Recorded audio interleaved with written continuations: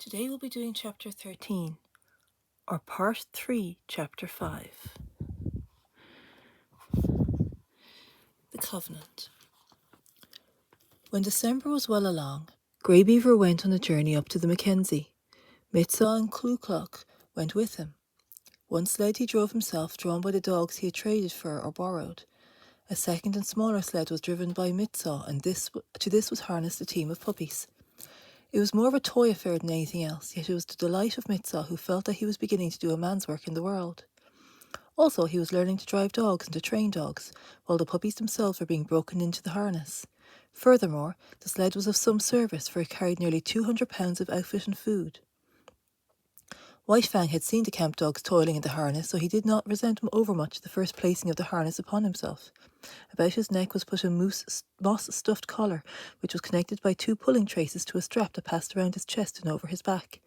It was to this that was fastened a long rope by which he pulled at the sled. There were 7 puppies in the team. The others had been born earlier in the year and were 9 and 10 months old, while White Fang was only 8 months old. Each dog was fastened to the sled by a single rope. No 2 ropes were the same length, while the difference in length between any 2 ropes was at least that of a dog's body. Every rope was brought to a ring at the front of the sled. The sled itself was without runners, being a birch-bark toboggan with upturned forward end to keep it from ploughing under the snow. This construction enabled the weight of the sled and the load to be distributed over the largest snow surface, for the snow was crystal powder and very soft. Observing the same principle of widest distribution of weight, the dogs at the ends of the ropes radiated fan fashion from the nose of the sled so that no dog trod in another's footsteps. There was, furthermore, another virtue in the fan formation. The ropes of varying length prevented the dogs attacking from the rear those that ran in front of them. For a dog to attack another, it would have to turn upon one at a shorter rope, in which case it would find itself face to face with the dog attacked, and also it would find itself facing the whip of the driver. But the most peculiar virtue of all lay in the fact that the dog that strove to attack one in front of him must pull the sled faster, and that the faster the sled travelled, the faster could the dog attacked run away. Thus the dog behind could never catch up with the one in front. The faster he ran, the faster ran the one he was after, and the faster ran all the dogs. Incidentally, the sled went faster, and thus by cunning indirection did man increase his mastery over the beasts. Mitsaw resembled his father, much of whose grey wisdom he possessed. In the past he had observed Lip Lip's persecution of White Fang, but at that time Lip Lip was another man's dog, and Mitsaw had never dared more than to shy an occasional stone at him. But now Lip Lip was his dog, and he proceeded to wreak his vengeance on him by putting him at the end of the longest rope. This made Lip Lip the leader, and was apparently an honour.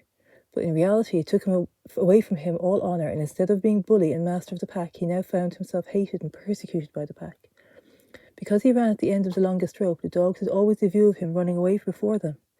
All that they saw of him was his bushy tail and fleeing hind legs, a view far less ferocious and intimidating than his bristling mane and gleaming fangs. Also, dogs being so constituted in their mental ways, the sight of him running away gave desire to run after him and a feeling that he ran away from them. The moment the sled started, the team took after Lip Lip in a chase that extended throughout the day. At first he had been prone to turn upon his pursuers, jealous of his dignity and wrathful, but at such times Mitsaw had thrown the stinging lash of the 30-foot caribou gut whip into his face, and compelled him to turn tail and run on. Lip Lip might face the pack, but he could not face that whip, and all that was left for him to do was to keep his long rope taut on his flanks ahead of the teeth of his mates. But his still greater cunning lurked in the recesses of the Indian mind. To give point to unending pursuit of the leader, Mitsaw favoured him over the other dogs. These favours roused in them jealousy and hatred. In their presence, Mitsaw would give him meat, and would give it to him only. This was maddening to them. They would rage upon just outside the throwing distance of the whip, while Lip Lip devoured the meat, and Mitsaw protected him. And when there was no meat to give, Mitsaw would keep the team at a distance and make believe to give meat to Lip Lip. White Fang took kindly to the work. He had travelled a greater distance than the other dogs in the yielding of himself to the rule of the gods, and he had learned more thoroughly the futility of opposing their will.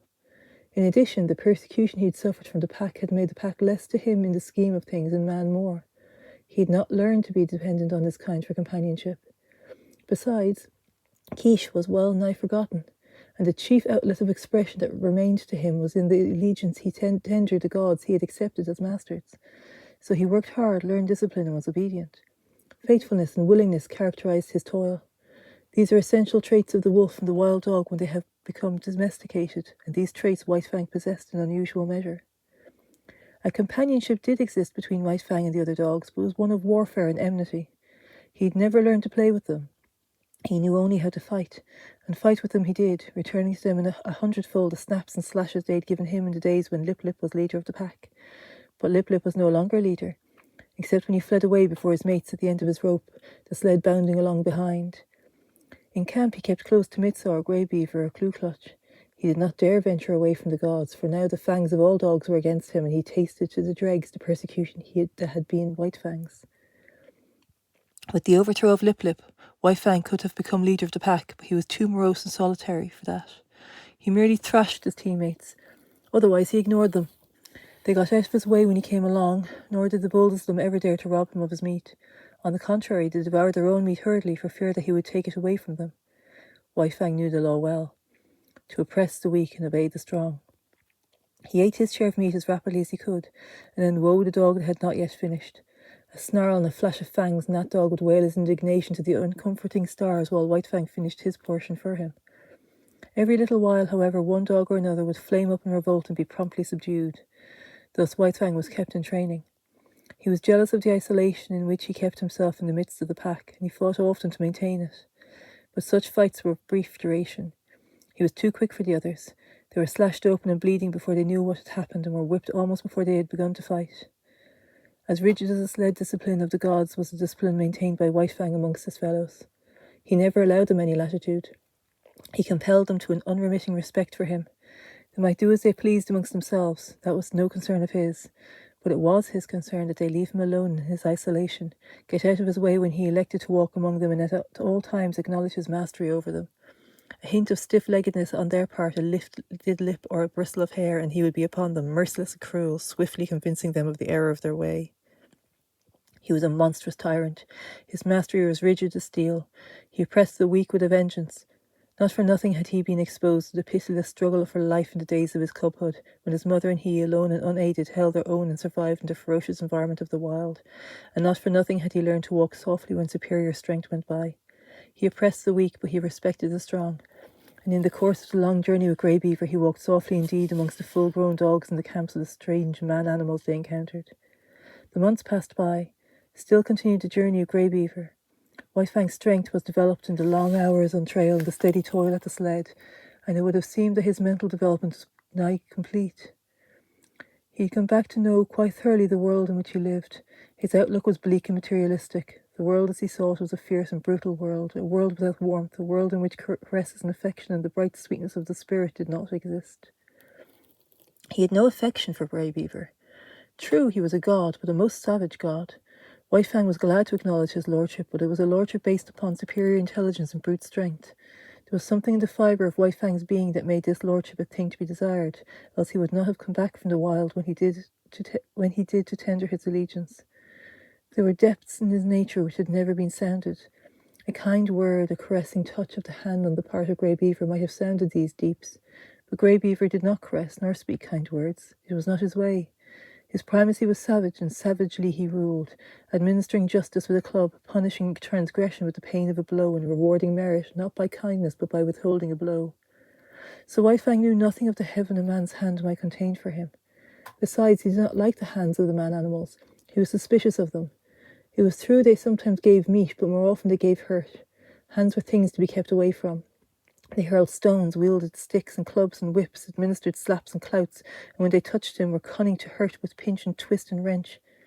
In strange villages he had encountered the hands of the children, and learned that they were cruel to hurt.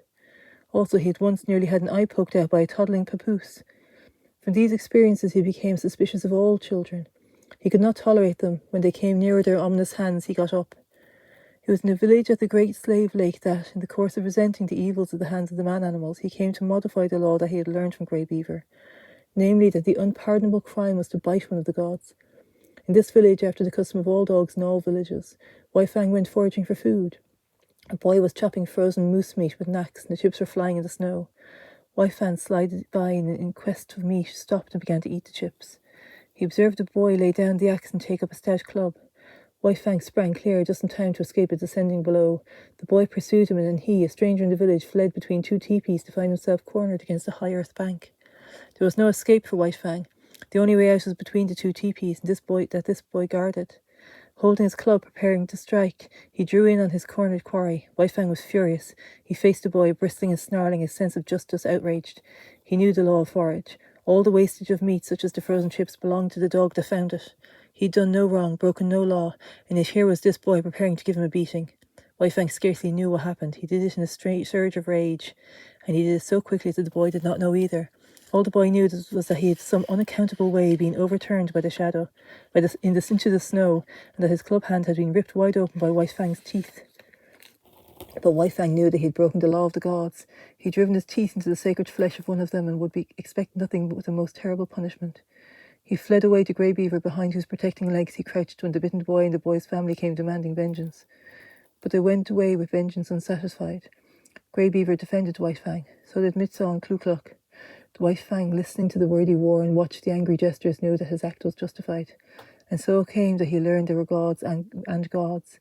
There were his gods and there were other gods, and between them there was a difference. Justice or injustice, it was all the same. He must take all things from the hands of his own gods, but he was not compelled to take injustice from the other gods. It was his privilege to resent it with his teeth, but this also was the law of the gods. Before the day was out, White Fang was to learn more about this law. Mitsaw alone gathered firewood in the forest and encountered the boy that had been bitten. With him were other boys. Hot words passed, and all the boys attacked Mitsaw. It was going hard with him. Blows were rained upon him from all sides. White Fang looked on at first. This was an affair of the gods and no concern of his. Then he realized that this was Mitsaw, one of his own particular gods, who was being maltreated. It was no reasoned impulse that made White Fang do what he did then. A mad rush of anger sent him leaping in amongst the combatants. 5 minutes later, the landscape was covered with fleeing boys, many of whom dripped blood upon the snow in token that White Fang's teeth had not been idle. When Mitsaw told his story in camp, Grey Beaver ordered meat to be given to White Fang. He ordered much meat to be given, and White Fang, gorged and sleepy by the fire, knew that the law had received its verification. It was in line with these experiences that White Fang came to learn the law of property and the duty of the defence of property. From the protection of his god's body to the protection of his god's possessions was a step, and this step he made. What was his god's was to be defended against all in the world, even to the extent of biting other gods. Not only was such an act sacrilegious in its nature, but it was fraught with peril. The gods were all powerful, and a dog was no match against them. Yet White Fang learned to face them, fiercely belligerent and unafraid. Duty rose above fear, and thieving gods learned to leave Grey Beaver's property alone. One thing in this condition White Fang quickly learned, and that was that a thieving god was usually a cowardly god and prone to run away at the sounding of the alarm. Also he learned that but brief time elapsed between his sounding of the alarm and Grey Beaver coming to his aid.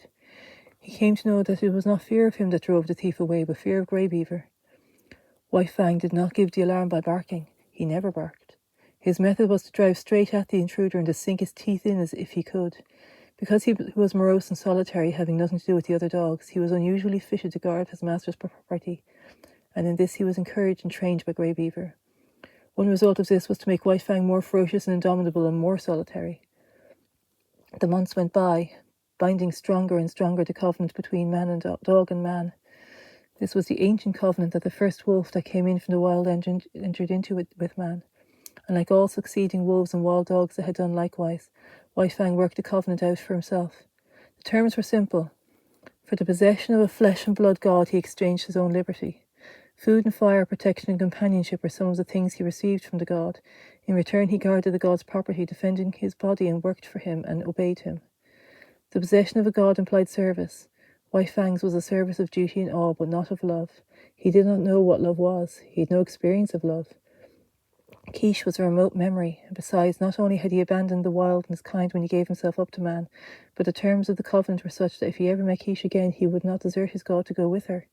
His allegiance to man seemed somehow a law of his being greater than the love of liberty, of kind and kin.